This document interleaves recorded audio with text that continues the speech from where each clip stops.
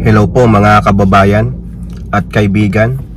Welcome po dito sa Simply Talkies Vlog. Tayo po ay nagbabalik upang magbigay ng maiksing opinion, komento at reaksyon sa mga maiinit na usaping o balitang politika sa ating bansa.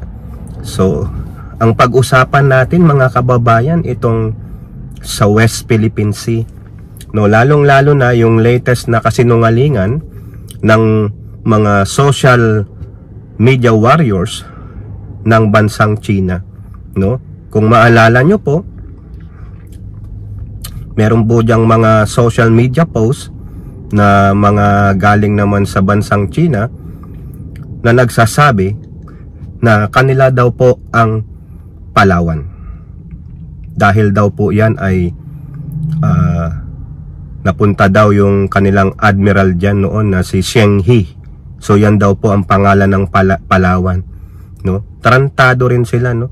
Wala naman silang pinakitang ebidensya, kundi sinasabi lang nila yung historical facts daw. There is a historical manipulation, no? Magsisinungaling sila to expand their territory.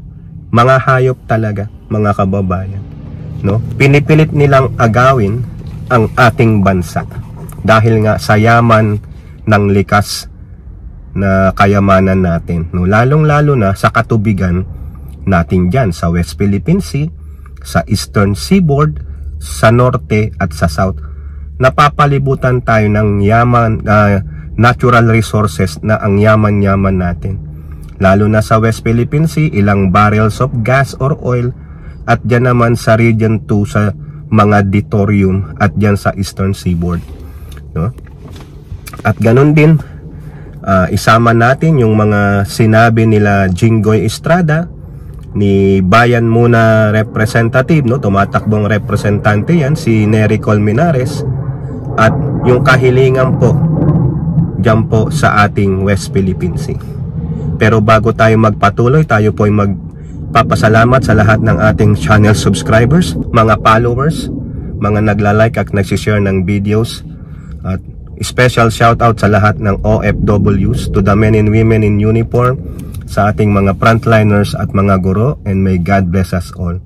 So mga kababayan, ito ngang naratiba ng mga social media warriors ng Chekwa ay kumakalat po yan, no? Biruin nyo, sinasabi nila, no, na kanila ang Palawan. Mukhang gusto nilang agawin ang Palawan, mga kababayan, pero hindi po papayag ang ating Pangulo, hindi po papayag ang mga kapwa Pilipino natin na sa Palawan, dahil sinabi na rin ng National History Commission of the Philippines na ang mandato ay i-promote ang history ng ating bansa, na walang hinahawakang dokumento ang bansang China.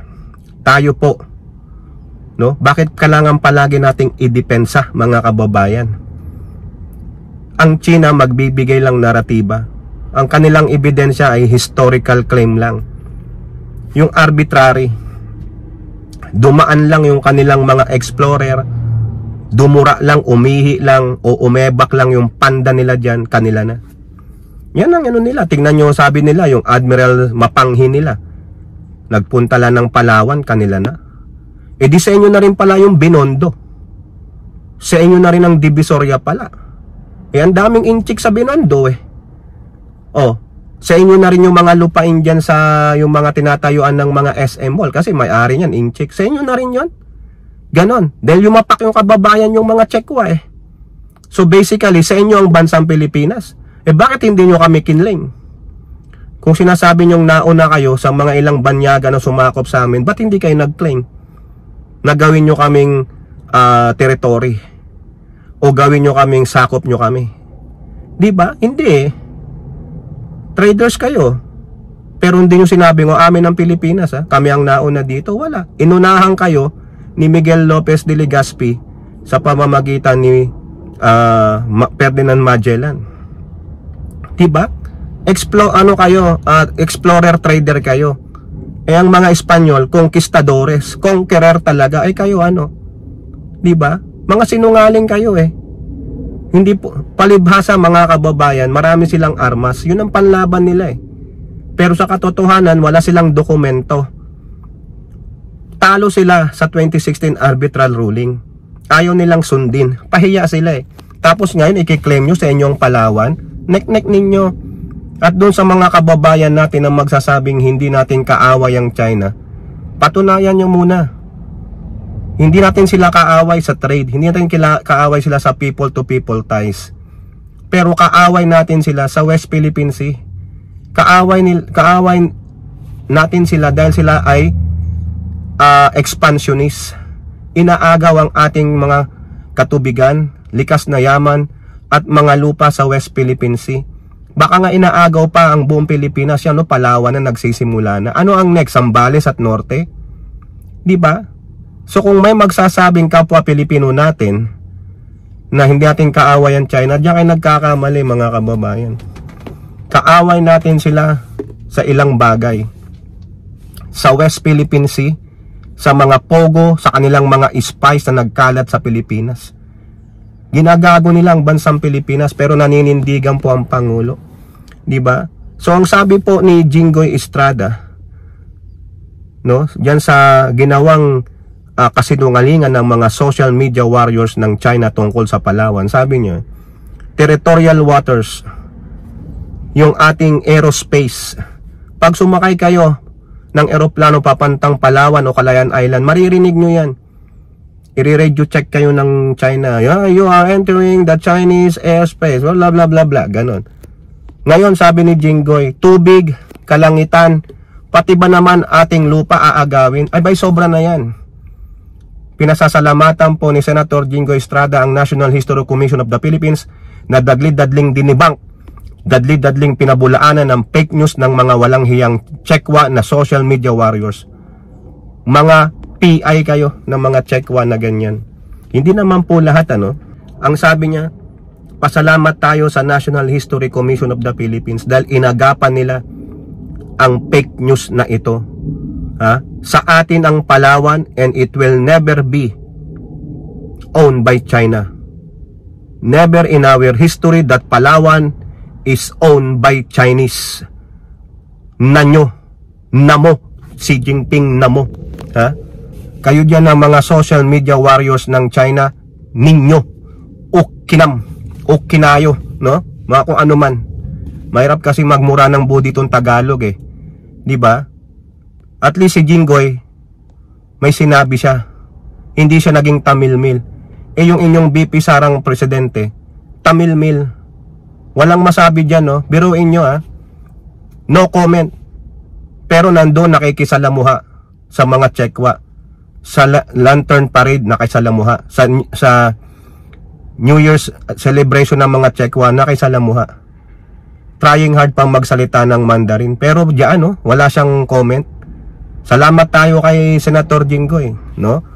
Ganun din po mga kababayan. Si Nery Colmenares ng Bayan Muna, no? Sinabi niyang baliw, hibang na hibang ang China, no? Ibang klase po ang naratiba ng China mga kababayan, no? Ginagamit nila ang social media para po bulagin ang kaisipan ng mga tao. At pag naniwala naman sila, yun, i-claim nila, gagawa nila na ng naratiba. Diba? Ang sabi ni Nicole Menares, these false claims are not innocent historical debate. They are calculated moves to justify territorial expansions. Correct, mga kababayan. Wala sa kasaysayan, wala sa mga kasulatan ng 1898 Paris Treaty, Treaty of Paris, or 1900 sa Treaty of Washington, o anumang treaty na kinikilala ang Palawan ay sa China. Wala po. Kundi kinikilala ang Palawan na pag-aari ng Pilipinas. Sa Pilipino ang Palawan. Ang Palawan ay parte ng Pilipinas. Kaya wag kayong hibang ng mga Chekwa. Wag nyo kaming ululin. Mga gago kayo eh. Diba? Aside from that, sa sinabi ni Colmenares, mga kababayan, nagpahiwatig din po siya. Meron po siyang kahilingan, no, sa ating administrasyon na lakasan pa ang pwersa ng Coast Guard sa buong Palawan Kung ako nga tatanungin, dapat sa buong West Philippine Sea. Kudos po, no? Ako po sumasaludo sa Coast Guard dahil pilit nilang ginagawa kanilang trabaho na itinataboy ang mga barko ng Coast Guard ng China palayo sa ating territorial waters. Tama po lang, dagdagan nyo pa, no? Kulang man tayo sa kagamitan ngayon pero pasa sa amba. Darating din yan, alam ko, umorder ng maraming mga Coast Guard boats ang DOTR sa Japan eh. Hindi pa tapos eh. Noong 2023 yun eh, 10 yata, tapos magdo-donate ng 5 ang Japan, 15 yan na Coast Guard ships. Sana matapos na. Damihan natin, no? So, Pangulong Marcos, alam ko, sabi mo, Filipinos do not yield and I tend not to yield. No square inch of land will be taken away as long as you as the president. Sana mangyari yan. Damihan nyo, palakasin nyo ang Coast Guard, palakasin nyo ang ating sandatahan, no? Para naman tayo ay may deterrence kasi itong China naghahari-harian sa buong Asia eh. No, lalong-lalo na diyan sa Southeast, sa South, no? Lahat kinakaya niya kasi bakit? Eh ang dami nilang arsenal eh, punong-puno sila ng arsenal eh. Ang tanong, gagana ba yan? Kasi isang US Typhoon missile lang ang inilagak sa Pilipinas, nag-iiyak po sila. Sinasabi na nagpro-provoke ang administrasyon ng Pilipinas dahil inalaw ang US Typhoon missile. Takot kayo dahil wala kayong panlaban. Kung inyo pong babasahin kung ano ang description ng US Typhoon missile, abay mapapabilib kayo, kaya umiiyak ang China. Tanggalin nyo yan. O, bakit namin tatanggalin? Anong sabi ng Pangulo? Let's make a deal. Tatanggalin ko lang yan kung ititigil nyo ang aggression. Stop the bullying. Umalis kayo sa aming territorial waters. Ang sabi pa, ang atin ay atin. What is ours is ours, sabi ng Pangulo. Atin ang West Philippine Sea. Walang dokumento na nagsasabing historical claim ng China kaya sila nag-draw ng 9-dash line, 10-dash line o 11-dash line. It was thrown on the trash by the 2016 arbitral ruling. Null and void po yung claim nilang historical rights because they cannot substantiate with proper evidences. Kaya talo sila. Pero iginiginit nila kasi malakas sila pagdating sa military. Marami silang armas. Ano lang tayo, pipitsugin. Pero hindi pumapalag ang Pangulo. Pero hindi bumibigay ang Pangulo. Pinapalagan sila. O di ba? Yung kaliit-liit nga na bayan ng Taiwan, palibot lang sila ng palibot, intimidation lang eh. Tapos tayo, nagpalagak lang ng isang US Typhoon missile, umiiyak mga kababayan. O, yan po, no? Yan lang ang maiksi nating komento sa West Philippine Sea. Kay Senator Jingo Estrada, sige, sa ngayon sumasaludo ako sa iyo sa pagtatanggol mo, no, sa ating West Philippine Sea, sa mga progressive group. Yan, magkakampi muna tayo ngayon sa West Philippine Sea dahil pare-pareho tayo pinaglalaban na ang West Philippine Sea ay atin.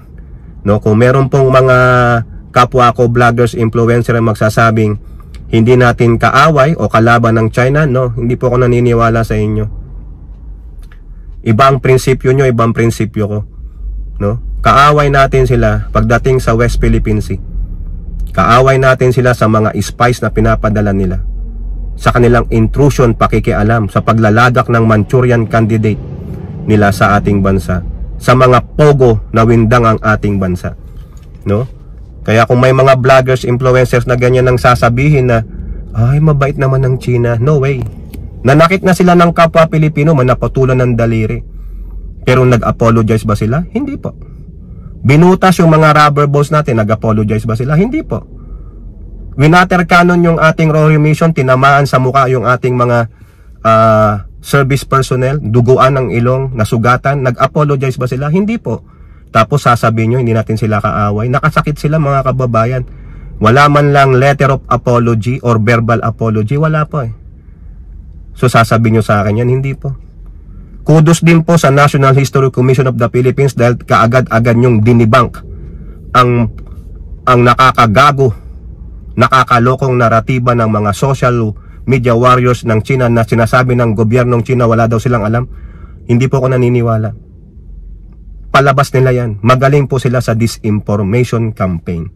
At ganun din po sa PCG, saludo po dahil patuloy nyong binabantayan ng ating karagatan dyan sa West Philippine Sea. O kayo po, ano po inyong masasabi? Comment down below and don't forget to like and share. Hope to see you on the next videos. Bye bye, God bless.